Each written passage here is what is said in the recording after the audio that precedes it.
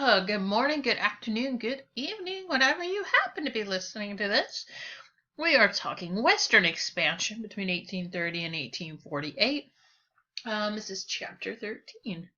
And we are going to start off, as usual, with our textbook friend. Here we go.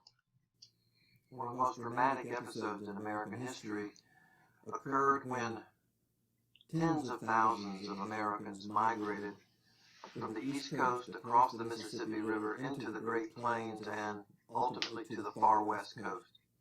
What drew them? Well, as always, the most powerful motive for moving west was the opportunity to acquire land. Tens of thousands of Americans became pioneer farmers, ranchers. Others, however, were motivated by religious reasons. The Mormons moved from New York to Ohio to Missouri and ultimately to Utah in search of religious freedom, the ability to create their own community and not be the subjects of prejudicial animosities as they were in every location prior to that. And finally, the discovery of gold in California in 1848 not only attracted hundreds of thousands of Americans to California in the hopes of striking it rich, but tens of thousands of people from around the globe also participated in the gold rush in California and eventually in other states of the far west. So land, religious freedom, and gold were the primary motives for moving westward. Alrighty. So Manifest Destiny, we've been talking about it all week. So let's see. During the French Revolution, you have the Spanish colonies in North and Central America who are going to experience a similar situation of self-rule to what the American colonies enjoyed during the English Civil War. Many of the Spanish possessions declared independence from the crown. In 1811, Mexico is going to revolt and establish itself as an independent nation. So this is, in our opinions, territory ripe for the taking. So by the 1820s, fur trappers and traders have been pushed out west due to overly aggressive hunting of beaver in the United States. You have traders in the Rocky Mountains who would become stereotypical mountain men, cut off from civilization and enjoying their independence. And we have the Oregon Territory, who is still jointly occupied by British and American settlers. News of the richness of the soil in the area would start a rush of settlers there, which would make joint occupation more difficult. So basically, Manifest Destiny, that idea that God has deemed that we should have the land from sea to shining sea. You have the Western Indians who are being pushed even further west.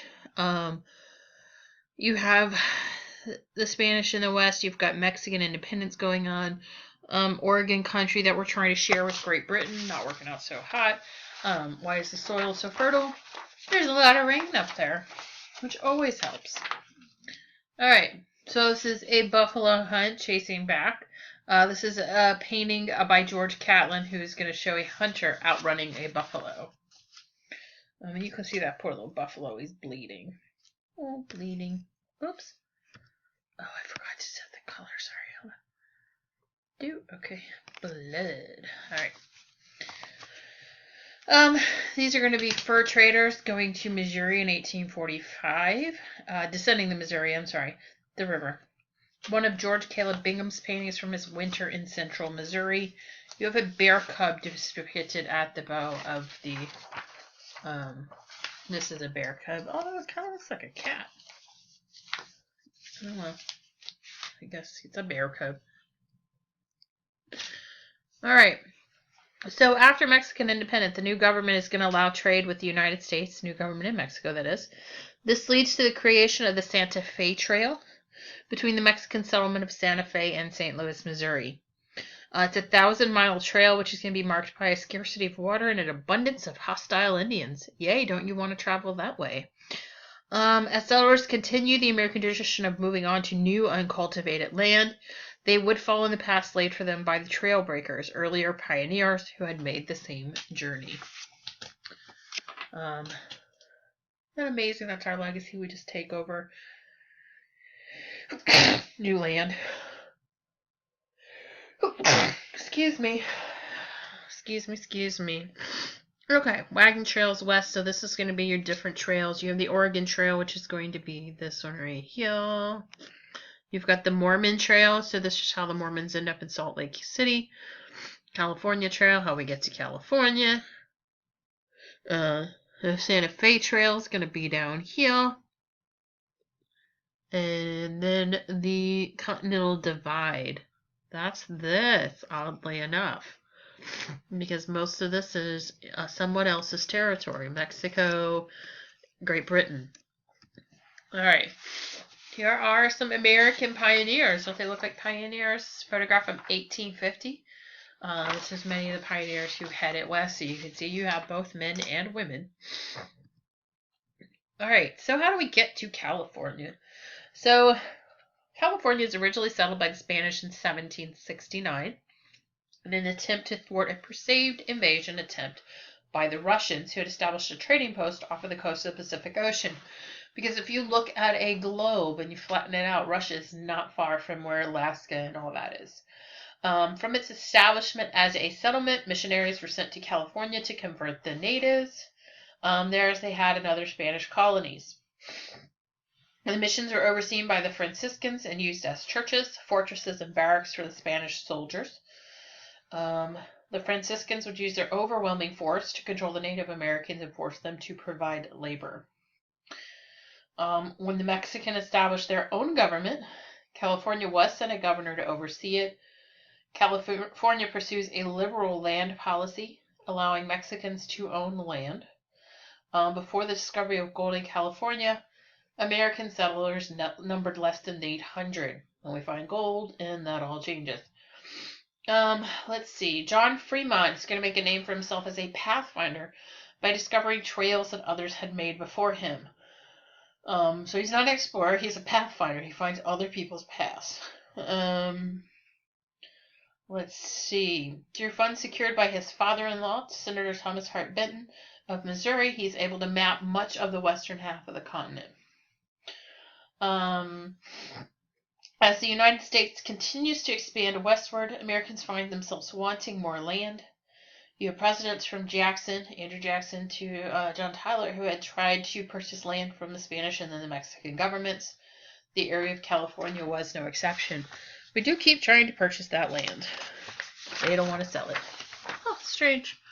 So by the 1830s, American settlement of Texas, which in 1830 is still a Mexican province, was well underway. Mexico had adopted a policy to allow settlers into the area as long as they became Mexican citizens. Soon the number of white settlers vastly outnumbers the number of Mexicans, most of these being Americans. Attempts to control immigration and the importation of slaves into Texas would anger the American citizens who nominally accepted citizen status. There is a Texas rebellion. In an effort to put it down, you have the president of Mexico, Antonio Lopez de Santa Anna, or Santana if you watched the video, led an army into Texas and defeated forces in San Antonio at the Spanish mission known as the Alamo. On March 2nd, 1836, Texas leaders declared independence from Mexico and elected Sam Houston commander of the Texas Army. Sam Houston would defeat Santa Anna at the Battle of San Jacinto with the cry of "Remember the Alamo" on April 21st, 1836. So within a month and a half, basically, Texas secured their independence, and most of the people looking for independence were Americans who had moved there. So interesting. So you've got Davy Crockett right here. Here's our friend Davy Crockett. With his rifle above his head, he joins the legendary battle to defend the Alamo against the Mexican army. Remember, they lose. Alrighty.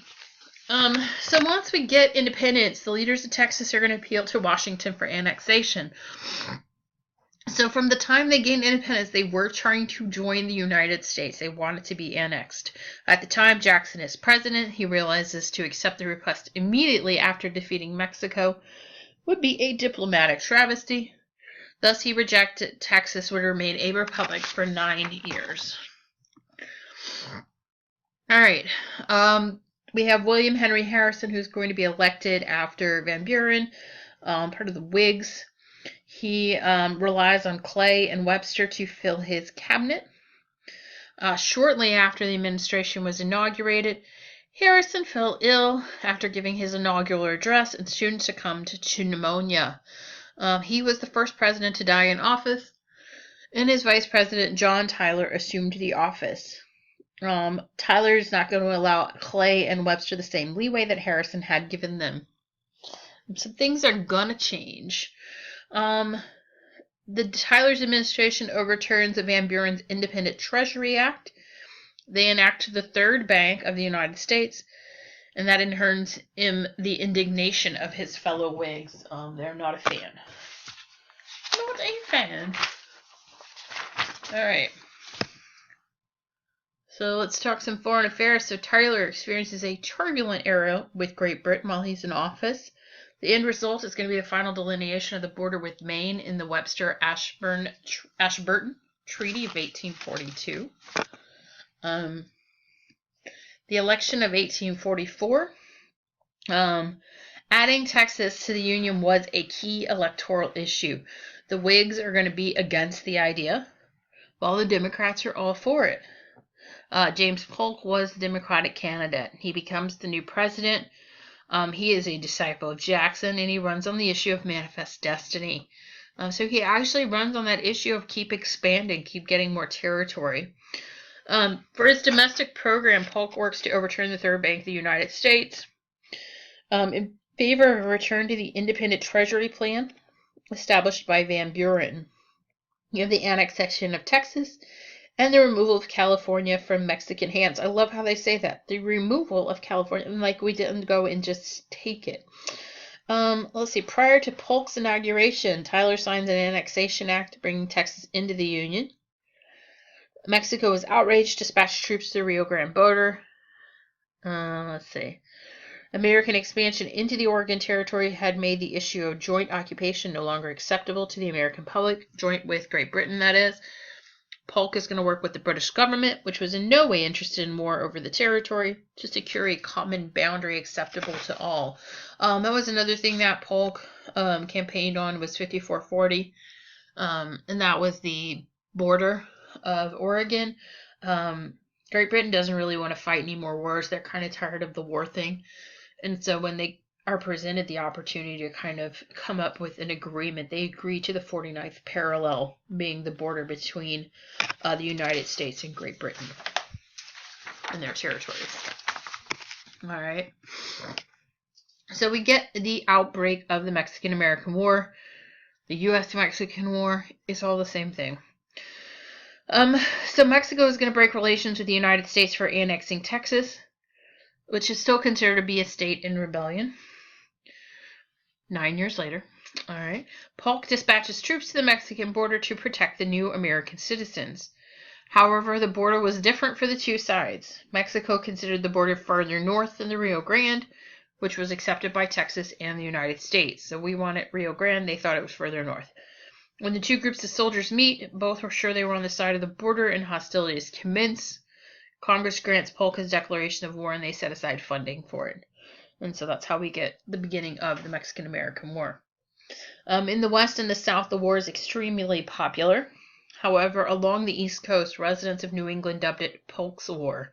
Mr. Polk swore and opposed it vehemently. A lot. The big word for a lot. So at the beginning of the hostilities, both sides are poorly prepared to go to war. However, the United States has an easier time recruiting for the war effort and is better supplied. The war was fought on 4 fronts: New Mexico, California, Texas, and Mexico. It takes 2 years. Polk is a big micromanager. He's micromanaging the war.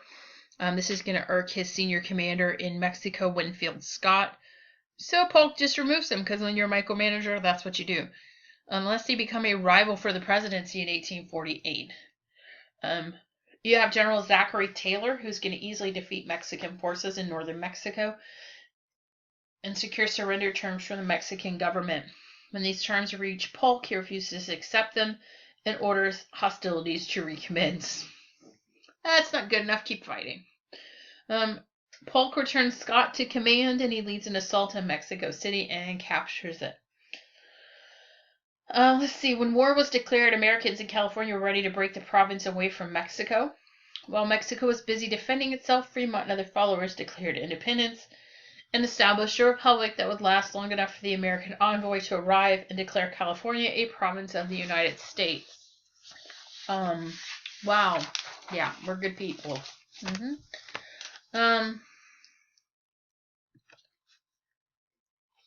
This is a map of the major campaigns of the Mexican-American War.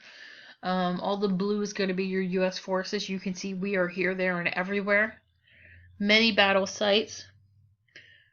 Several of them actually in Mexico, many in Texas. And then you have the line that's going to be set by the Treaty of Hidalgo, which is going to run along the Rio Grande, and this is going to be our southern borders right here. So, alright. So how does this whole thing end? With the Treaty of Guadalupe Hidalgo. So in this treaty, America is going to receive from California to Mexico in return for giving Mexico $15 million in compensation. So, what is it? Not as much land as we got through the Louisiana Purchase, maybe about half of it, but still a pretty good price for those prime spots. This is one of the deadliest wars for the United States. It also heralded a surge in national pride. It's going to color the expectations of those who would go to war 15 years later. In what war? I hope you said the Civil War, because yes, the Civil War. Making them think that the Civil War would be a quick and easy fare like the Mexican-American War was. Why was the Mexican-American War so quick and easy? Because they weren't prepared. And they didn't have any troops in California and New Mexico. That is not the case in the Civil War. They're definitely more prepared than Mexico was, and there's a lot more at stake for them. So I think that's all I have today. So I hope you have a lovely morning, afternoon, or evening, and I will see you all soon. Bye-bye.